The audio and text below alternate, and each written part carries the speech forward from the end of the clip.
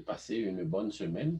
Et ce soir, nous allons essayer de méditer pendant quelques minutes sur ce thème. Prenez courage. Prenez courage. Et ce thème me vient pour être honnête avec vous, tandis que j'étais en route, en fait, presque prêt pour terminer au bureau. Et puis ce thème m'est venu à l'esprit. Prenez courage. Pourquoi? Parce que j'écoutais un live, un monsieur qui s'appelle Dubé, qui faisait un live, qui parlait, qui donnait beaucoup de conseils. Et puis j'écoutais un peu son live. Et puis il a dit une chose qui a attiré mon attention. Et ça m'a inspiré cette méditation de ce soir. Et qu'est-ce qui a touché mon attention? Tandis qu'il parlait de Jésus, il parlait des chrétiens, il parlait de la croyance en Dieu.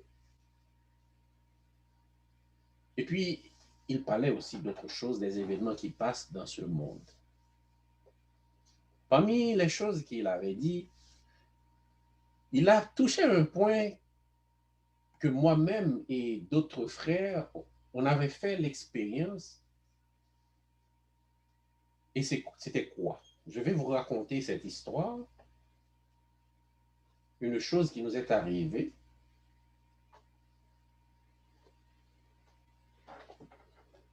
Un jour, moi et trois autres frères, je dis frères, les frères d'église, on a été dans une zone pour aller inviter d'autres personnes. Alors, je parle d'Haïti là. Pour inviter d'autres personnes à venir dans une campagne d'évangélisation qui se réalisait dans mon église, Auditorium de la Bible en Haïti. Et puis voilà que on était là-bas en train d'inviter un jeune garçon. Et puis, on discutait un peu de la Bible, un peu de façon amicale, on essayait d'avoir une sorte de dialogue avec lui. Mais lui, il était un peu agressif dans ses propos, jusqu'à dire, et je cite ces mots, s'il avait un avion bombardier, il allait passer sur toutes les églises qui se réunissent le samedi. Il allait lâcher des bombes sur ces églises-là pour tuer tous les gens qui adoraient dans ces églises le jour du sabbat. Bon, et moi, pour moi, c'est parce qu'il y a des choses, quand quelqu'un le dit, pour moi, c'est comme un enfant qui apprend à parler, qui ne sait pas mesurer ses mots. Moi, je le considère comme un enfant qui apprend à bégayer, à dire ses premiers mots, bien que c'était une menace, mais pour moi, c'était un enfant qui essayait de parler. Et puis, on se séparait, on lui disait, ben bon, on ne va pas t'importuner puisque tu ne veux pas. Et donc, d'accord, donc à la prochaine. Donc, si tu ne veux pas venir au programme, il n'y a pas de problème.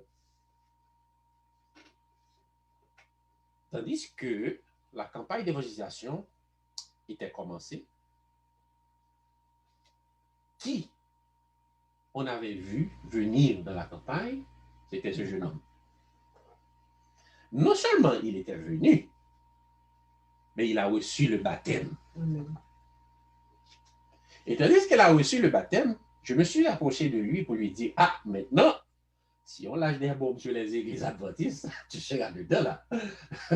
Tu seras parmi nous. Et puis, on s'est mis à rire et pour montrer que Dieu, comme il est dit, il y a un chant qui dit, Dieu écrit droit avec des lignes courbes.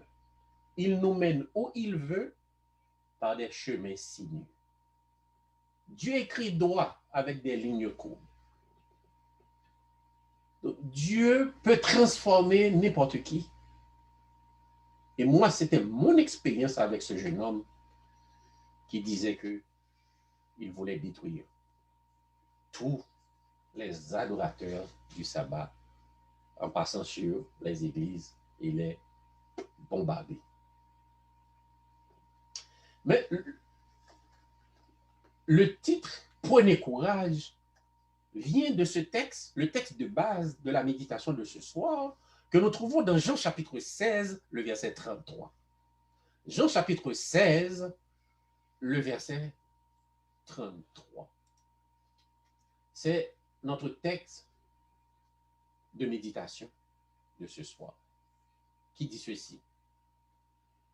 Je vous ai dit ces choses afin que vous ayez la paix en moi.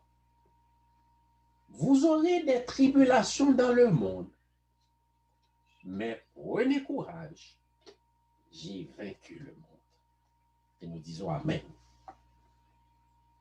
Souvent, nous nous arrêtons sur la tribulation dans le texte. Souvent, c'est ce qui attire notre attention, la tribulation dans le texte. Oui, c'est vrai, le texte dit que nous aurons des tribulations dans le monde. Mais le message central du texte n'est pas la tribulation. Parce que la tribulation, c'est vrai, c'est réel. L'angoisse, c'est réel. Les persécutions sont réelles. La détresse est réelle. Ce sont des choses réelles que nous vivons, que nous voyons. Nous connaissons des gens qui traversent des moments de tribulation, des moments de difficulté. C'est une réalité de la vie. Peut-être chaque personne n'a pas la même tribulation. Ceux qui ont beaucoup d'argent, qui sont riches, peut-être qu'ils n'ont pas la même tribulation que ceux qui n'ont pas d'argent, mais il y a de la tribulation. Mais la bonne nouvelle du texte est celle-ci. Prenez courage, j'ai vaincu le monde. Donc Jésus nous dit de prendre courage car il a vaincu le monde. En mourant à la place de l'humanité sur la croix qui est le symbole du châtiment du pécheur, parce que tout pécheur, à l'époque qu'on clouait à la croix, c'était un châtiment. Jésus a pris ce châtiment à notre place. C'était la laideur. Quelqu'un cloué sur une croix. C'est quelqu'un qui avait commis des choses et que les dirigeants trouvaient c'était odieux. Eh bien, ils ont cloué ces gens à la croix. Mais qu'est-ce que Jésus avait fait de si terrible pour être cloué sur une croix? Oui, frères et sœurs, Jésus a vaincu le monde pour nous donner la paix, la vie, et la vie en abondance. Il a donné sa vie pour nous sur la croix. Ce n'est pas la croix qui représente grande chose pour un chrétien. Le plus souvent, le chrétien parle de la croix, de la croix. Non, mais ce n'est pas la croix qui m'intéresse, c'est celui qui est mort sur la croix pour moi. Parce que la croix symbolise un mal. C'est le péché. Mais celui qui est mort sur la croix, c'est lui qui a de la valeur pour moi. Mais non, les bois sur lesquels Jésus a été cloué. Donc Jésus, c'est celui qui est mort pour nous sur la croix. Comme dirait le défunt pasteur Élie. Je me rappelle de ce sujet qu'il avait traité. Près de la croix, loin de Jésus. On peut être tout près de la croix, pourtant on est loin de Jésus.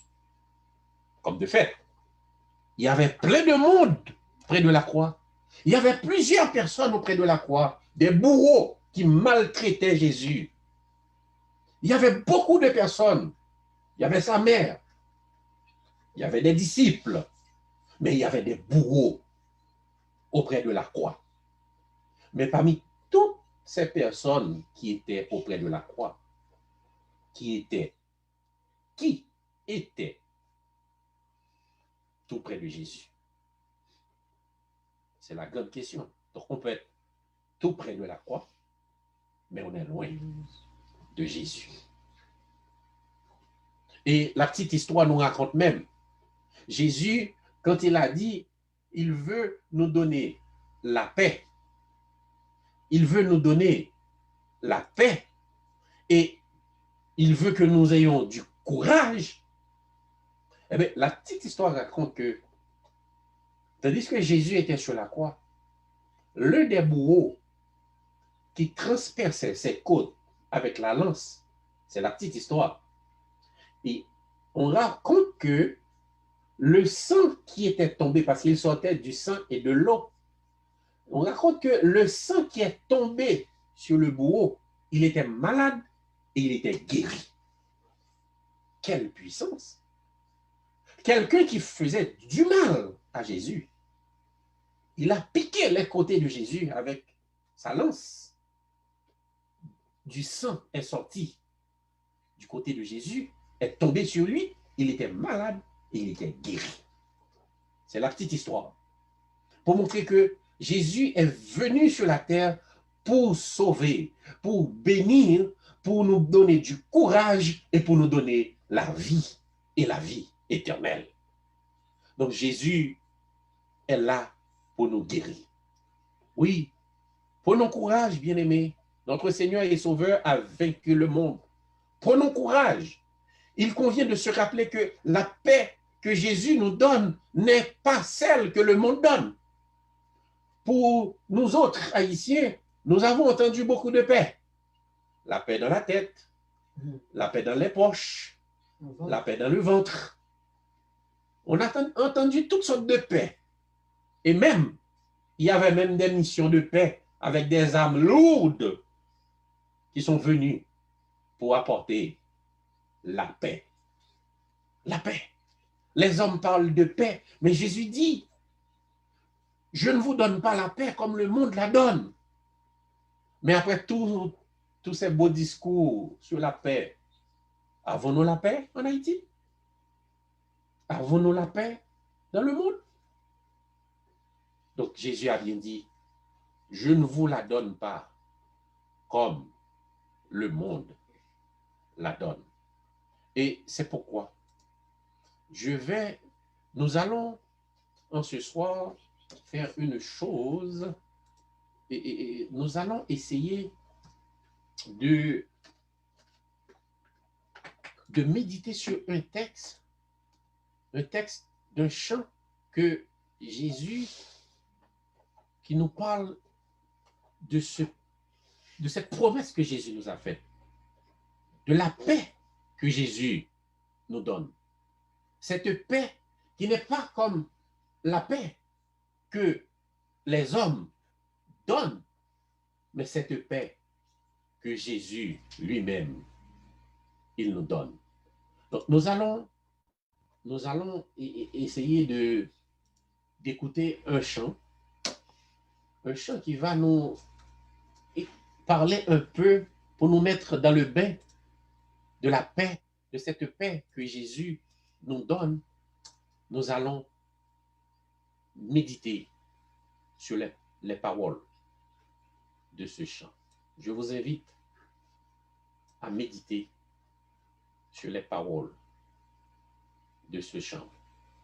Bien-aimés, nous allons méditer les paroles du chant que je vais vous passer dans un instant.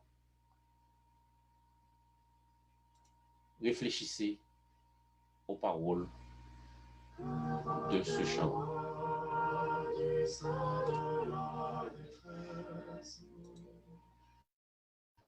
Puissant te sauvera, c'est Dieu qui parle, ô croix à sa promesse, bientôt ta voix l'exaltera. C'est Dieu qui parle, ô croix à sa promesse, bientôt ta voix l'exaltera.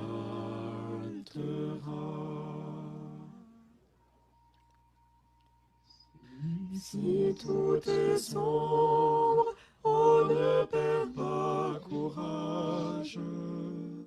Ne doute pas du Dieu vivant.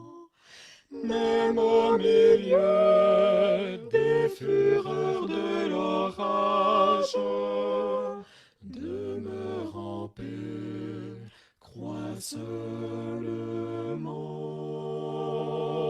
Même au milieu des fureurs de l'orage, demeure en paix, crois seulement.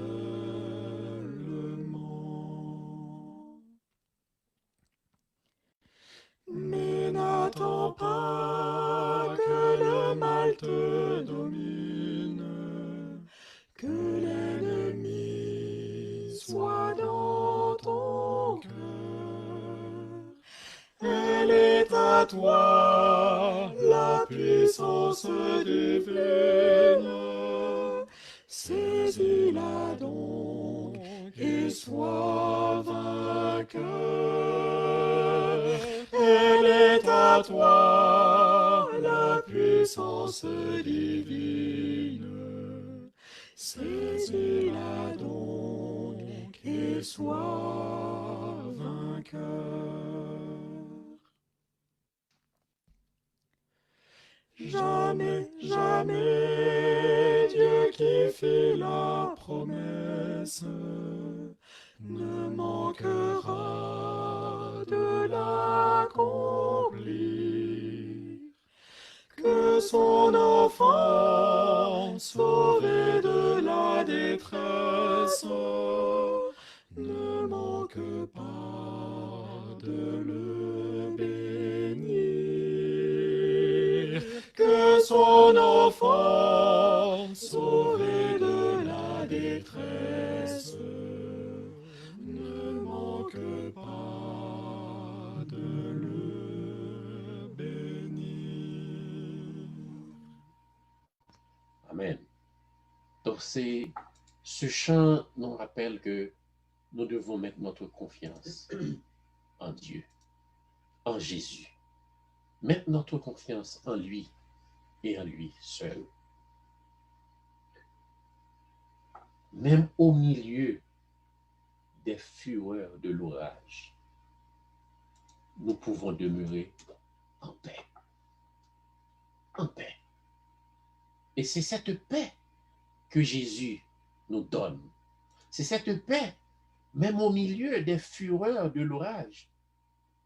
Nous pouvons demeurer en paix.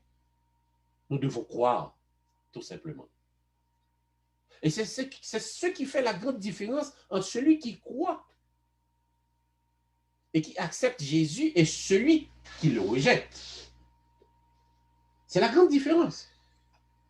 Dans les moments noirs de la vie, le croyant s'accroche à Jésus et Jésus prend le fardeau du croyant sur lui et le libère. Dans les moments noirs, les moments difficiles, les moments de souffrance, Jésus prend le fardeau du croyant sur lui et il libère le croyant. Mais quand on n'a pas Jésus, on va chercher du secours auprès des amis faillibles comme nous. On va chercher du secours dans la drogue, dans la prostitution. Et à la fin, on pense qu'il y a une seule solution, c'est de se suicider. On meurt sans espérance malgré tout ce que nous pourrions posséder sur cette terre. Parce que sans Jésus, il n'y a pas d'espoir pour l'humanité. Mais la bonne nouvelle, c'est que Jésus nous aime. Jésus t'aime. Toi qui m'écoutes ce soir, Jésus t'aime. Pour terminer, au cours de la semaine, j'ai vu une vidéo sur Facebook. Quelqu'un, mais c'était dans un pays latino, quelqu'un qui montait sur un toit. pour se jeter en bas, pour se suicider. Et tandis que la personne était en hauteur pour se jeter en bas. Et tous les passants étaient en train de lui dire, Jésus t'aime, ne fais pas ça. Si personne ne t'aime, Jésus t'aime. Tous les passants étaient en train de lui dire, ne te jette pas en bas, Jésus t'aime. Oh, heureusement, la personne a entendu les voix qui lui disaient que Jésus l'aimait. Elle n'a pas sauté. Elle n'a pas sauté.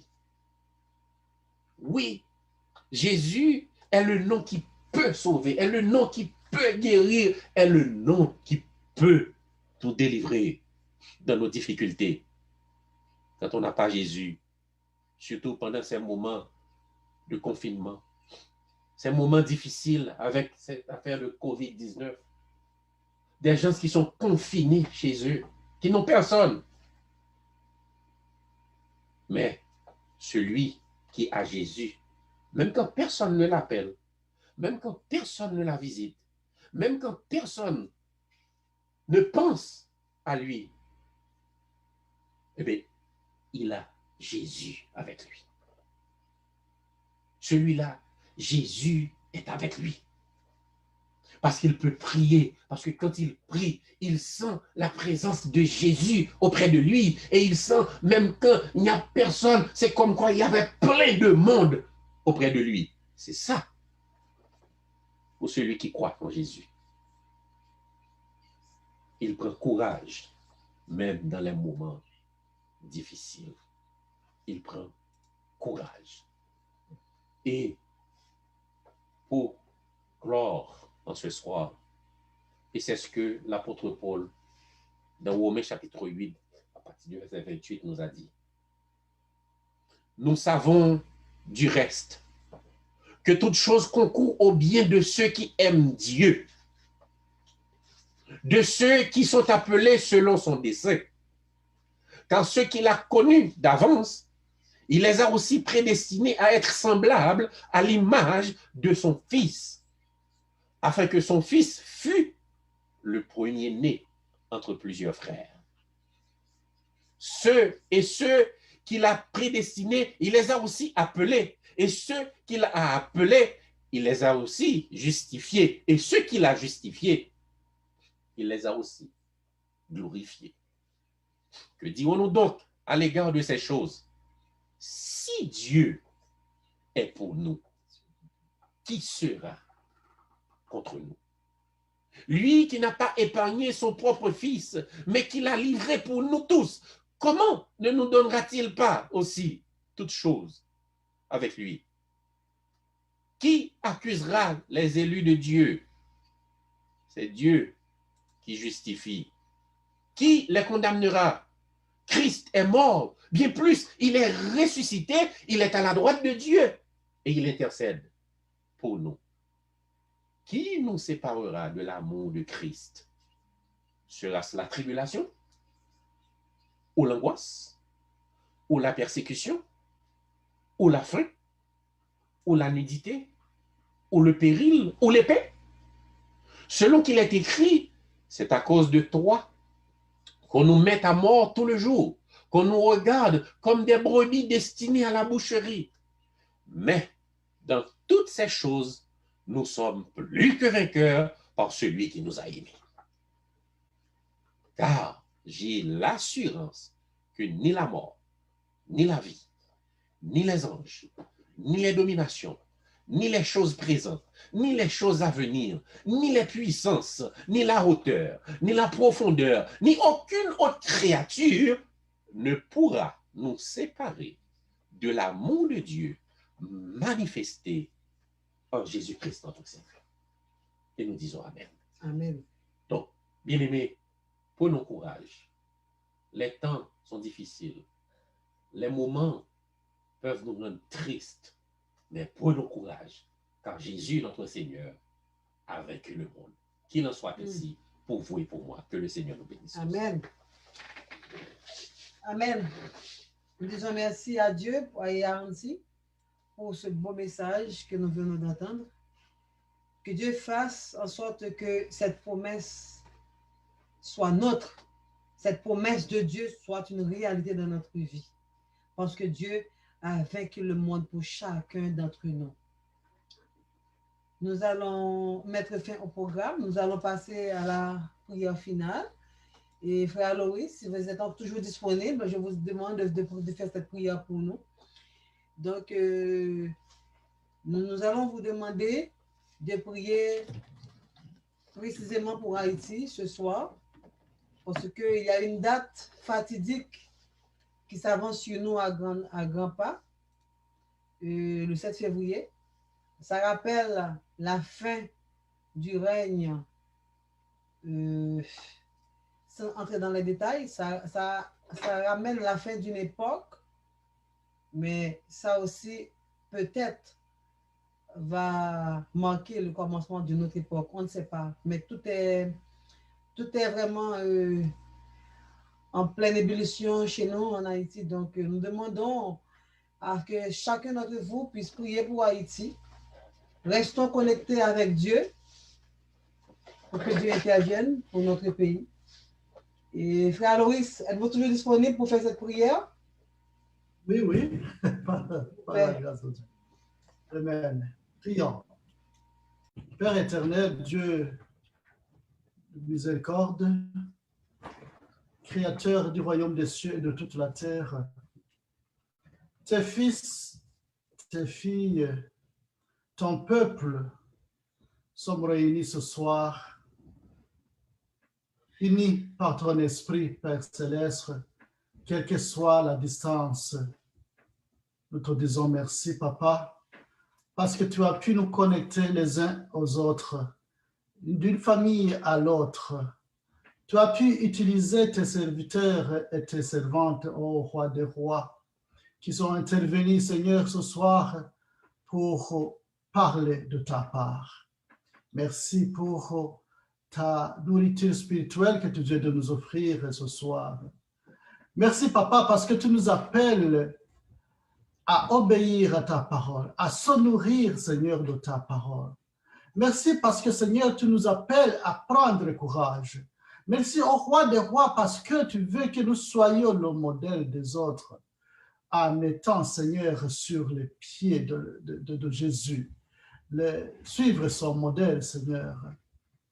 Lui qui a accepté d'être conduit jusqu'à la croix pour y mourir afin de sauver notre vie. Père, les mots nous manquent pour te dire combien nous sommes reconnaissants de ton amour. Ce soir est un début de ce jour que tu as établi afin que nous puissions être dans le repos en toi.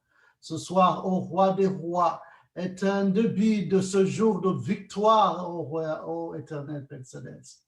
Nous te disons merci, Papa, parce que tu viens de nous donner cette nourriture. Nous venons, Seigneur, te dire, Seigneur, merci pour cette nourriture spirituelle. Le courage, la paix, que toi et toi seul tu es capable de donner, quelles que soient les tribulations. Oh, quel bon enseignement. Merci Jésus, merci Tout-Puissant. Ce soir, nous nous réunissons aussi, Père Céleste, pour plaider. Nous nous réunissons aussi, Seigneur Tout-Puissant, pour intercéder. Intercéder, Seigneur, pour différents sujets. Entre autres, Tout-Puissant, nous élevons entre tes bras, Seigneur, le pays entier de Haïti, le peuple de Haïti, qui n'a jamais cessé de souffrir. Seigneur, ils ont été déportés comme esclaves, déportés dans un pays qu'ils ne connaissaient même pas. Mais depuis, au Roi des rois, ils ont été le sujet de difficultés, de nombreuses difficultés. C'est pour ça, ô Roi des rois, nous te prions, afin que tu puisses, Seigneur, faire descendre ton esprit, Seigneur, dans ce pays. Faire descendre, Seigneur, ton onction dans ce pays. Faire descendre la paix que toi et toi seul, Seigneur, tu peux donner à ce pays. Pas la paix qui est dans les discours des hommes qui se font grands de ce monde. Oh, tu es le roi des rois, papa. Tu es le roi des rois, Seigneur. Trace, Seigneur. Ouvre le chemin à travers le Jourdain. Ouvre le chemin à travers la mer Rouge, afin que ton peuple puisse passer à sec. Que tous ceux-là qui le poursuivent, oh, soient, Seigneur, oubliés dans cette mer. Que tous ceux-là, au Tout-Puissant, qui le veulent du mal, Père Céleste, puissent reconnaître que tu es un Dieu qui sauve. Nous prions, Papa, pour ces âmes et ces enfants, Seigneur, qui se font kidnapper dans le pays d'Haïti. Éternel Père Céleste, il y a l'esprit du mal qui se répand à ce pays, Père Céleste, des gens qui cherchent la richesse sur le dos des autres. Éternel, brise les chaînes de l'enfer, brise l'esprit de kidnapping dans le pays d'Haïti, Père Céleste. Nous te prions, Papa, pour que cette journée du 7 février, le jour où tes enfants vont se mettre à genoux, que ce jour, Seigneur, soit un jour de succès, un jour où Tout-Puissant, tu t'apprêtes à exaucer enfin, Seigneur, tes enfants, les cris de tes enfants, à l'instar, Seigneur, à la même chose, Seigneur, que tu as exaucé les cris de tes enfants en Égypte et que tu es descendu pour les libérer. Nous te prions, Papa, de libérer le pays d'Haïti, Seigneur. Libère-le, Seigneur. Délivre, Seigneur, tes enfants, Papa. Délivre ce peuple, mon Père, mon Roi. Nous te prions, Père. Aie pitié de ce peuple, Père Céleste. Aie pitié, Seigneur, de ce peuple qui ne connaît que mal sur mal, de l'année en année, Seigneur. Nous te prions, Papa, de donner le repos à tes enfants. Regarde combien il y a des élus, il y a des enfants qui te cherchent dans son pays, Seigneur. Il y a des enfants qui ne cessent de crier, Père Céleste, qui crient, Abba, Père, Papa. Descends, Tout-Puissant. Écoute du haut des cieux les cris de ces enfants. Éternel Père Céleste, nous te remercions aussi, Papa, pour tous ces enfants, tes fils qui ont mis à part, Seigneur, toutes leurs activités ce soir pour se connecter. Nous te prions, Papa, de les bénir, de les sanctifier, de faire jaillir, Seigneur, ta lumière, Seigneur, dans leur vie. Nous te prions, Papa, de bénir notre frère Ansi et son épouse et toute la famille qui ont disposé, Seigneur, cette plateforme, qui ont disposé leur temps, Seigneur, afin de nous bénir, Papa. Il faut continuer, Seigneur, à les fortifier. Continue, au roi des rois, à les encourager, à leur donner le courage de continuer et jamais de reculer. Nous sommes contents, Papa, que tu as pourvu cette plateforme. Nous te prions, Père Céleste, pour que, Seigneur, cette occasion que tu nous as donnée nous soit une occasion de profit, où nous allons profiter, Éternel, oui, pour avancer vers toi. Merci, Tout-Puissant. Merci, Jésus, pour ce jour de repos que tu nous as donné. C'est dans le nom puissant de Jésus que nous avons prié ainsi. Amen. Amen. Amen. Amen. Merci, frère Loïs. Bon sabbat, chère famille, à Loïs. Bon sabbat, sœur Aurore. Bon sabbat, frère Schiller. Bon sabbat, Nelson. Bon sabbat, bon sabbat. Bon sabbat à tout le monde. La famille Nelson. Bon sabbat. Frère Jean-René, bon sabbat. Bon sabbat, frère Jean-René. Bon sabbat et la famille, tout le monde. Bon sabbat, frère Loïs et tout le monde. Bon sabbat, merci. Bon sabbat. Bon sabbat. Bon sabbat. Alors, nous vous disons merci d'avoir été des nôtres ce soir une fois de plus. Je pense que Dieu a pris plaisir à cette rencontre où il était l'invité d'honneur, comme toujours. Alors, je vous dis à bientôt pour un programme similaire. Je vous souhaite un très bon sabbat, une très bonne adoration. Restez connectés avec Dieu, il ne vous décevra jamais. Bon sabbat. Bon sabbat. Bon sabbat. Bon sabbat. Bon sabbat, Léger. Bonne nuit. Merci, bonne nuit. Shabbat Shabbat shalom. Shabbat shalom. Shabbat shalom. Bon sabbat à nos amis sur Facebook. Oui. Et à vendredi prochain, Dieu voulant. Et n'oubliez pas le programme le 7 février. Oui. À partir de 8h30, nous serons en ligne et sur Facebook et sur Zoom. Donc, la vidéo est en ligne, donc vous pouvez voir la vidéo avec les adresses. Donc, nous serons en prière, tous les Haïtiens à travers le monde entier, avec ce mouvement de prière qu'on appelle MPH, Mouvement de prière pour Haïti. C'est une demi-journée de prière. C'est demi-journée, oui, demi-journée. À partir de 8h30, de 8h30 à midi. Donc, venez prier avec nous si vous voulez. Vous pouvez passer 1 heure, 30 minutes. Venez prier avec nous. Donc, merci. Bon sabbat. Bon sabbat. Et à la prochaine.